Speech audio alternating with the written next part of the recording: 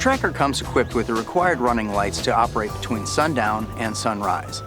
At the bow, you'll find a red-green combination light, or sometimes separate colored lights.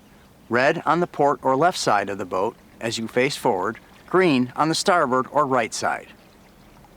At the stern is a white light. All three of these lights must be turned on anytime you are underway between dusk and dawn, so that other boaters can see you and be aware of your course. Some bigger boats might have permanently mounted running lights. If not, they'll have plug-in running lights mounted on metal tubes. Open the cover, align the screw head on the tube with the slot in the light base, and push the tube until the light seats itself on the connections. Now secure the tube with the locking connector by turning it clockwise and down. Check the lights to make sure they operate. Push the running light switch to the nav position, which will turn on both bow and stern lights, as well as the instrument lights on the console. If lights are not working, do not operate your boat between sundown and sunrise until they are repaired. If you stop to fish or rest after dark, turn the running light switch to the anchor position. This turns off the bow lights, but leaves the stern light on so that other boaters can see you. The color combination of lights you see on another boat at night indicate the direction they are traveling relative to your path or position. If you only see a white light, the boat is either going away from you or is at anchor. If you see a white and a green light, the boat is passing from left to right. If you see white and red, the boat is passing from right to left. If you see both red and green, the boat is coming towards you. Operating after dark is far more risky than running during daylight. Go slow, keep a sharp watch, and wear your PFD at all times if you must run at night. Make sure you have a powerful flashlight or spotlight to spot channel markers, debris, docks, etc. Most boats have an electric bilge pump activated by a bilge pump switch. These pumps are located in the lowest part of the boat where any water that comes aboard from rain, waves, condensation, leaks, or other sources will collect. Some models are equipped with an automatic bilge system that senses water and turns on automatically. Ask your dealer if your boat is so equipped or if one can be added as an option. Automatic bilge systems are turned on by a float switch that activates the pump whenever water rises above a preset level and turns it off when the water has been removed. If a float switch becomes inoperative, or you don't have one, you must activate the bilge pump with a switch on the panel. Only allow the pump to run until the water is gone. If the pump runs dry, it's likely to burn out and require replacement. It's common for a few inches of water to be found in the bilge. This is normal on all boats and not cause for concern. Large amounts of water in the bilge, on the other hand, may indicate a serious leak or other problem. If you discover more than a few gallons of water in the bilge, turn on the bilge pump to remove it and head for shore to check out where it's coming from. An automatic bilge pump requires little attention from the operator, except that the pump screen and the area around the float switch must occasionally be cleaned to prevent debris from blocking their operation. Check its operation regularly, and particularly when leaving the boat in the water for extended periods. The float switch is wired directly to the battery, so it will turn on even if the main battery switch is turned off. But if left too long, the bilge pump will run the battery down. That can get ugly.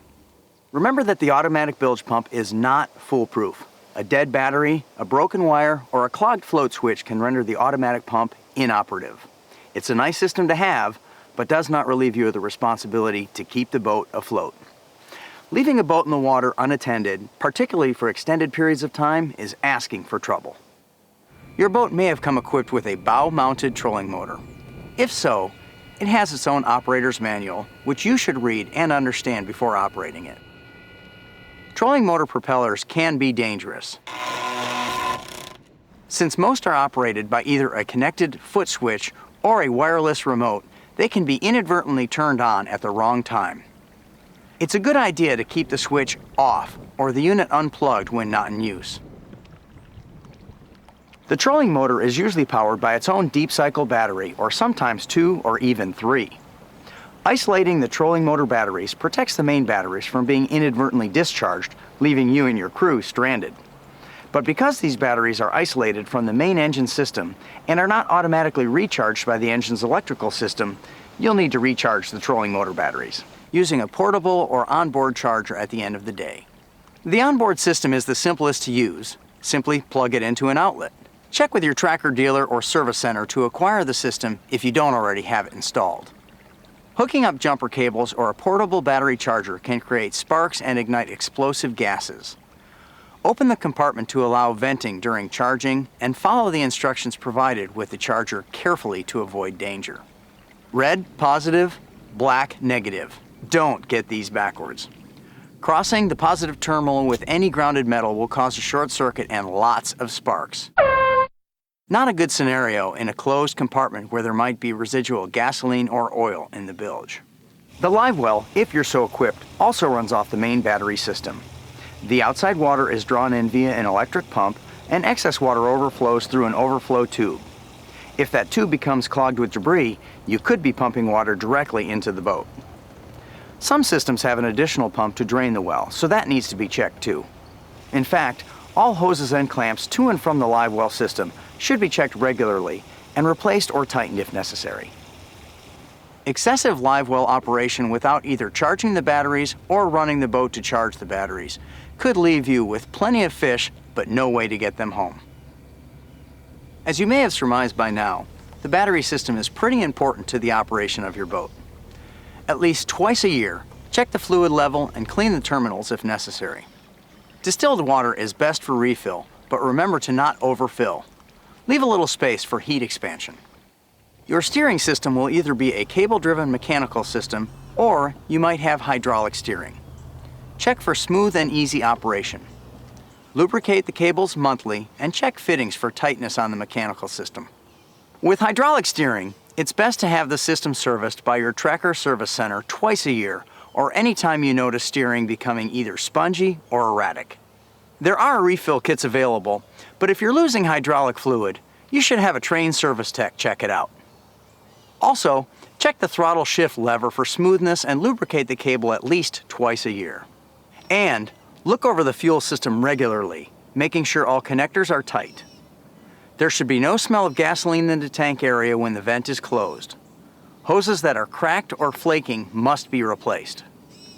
Regularly check the functions of your electronics. Some of these combo units with GPS and sonar can be pretty complicated, so make sure you're familiar with their features and their operation. Preferably twice a year, but at least once a year at the beginning of your boating season, your engine and systems will need a checkup and some routine maintenance. Follow the maintenance schedule that came in your owner's manual for items such as spark plugs, oil change and oil filter, fuel filter, impeller, lower unit oil, and overall lubrication. Failure to maintain your engine may cause a malfunction while you're far from the dock. Improper maintenance can also void your warranty, so don't overlook this important aspect of boat ownership.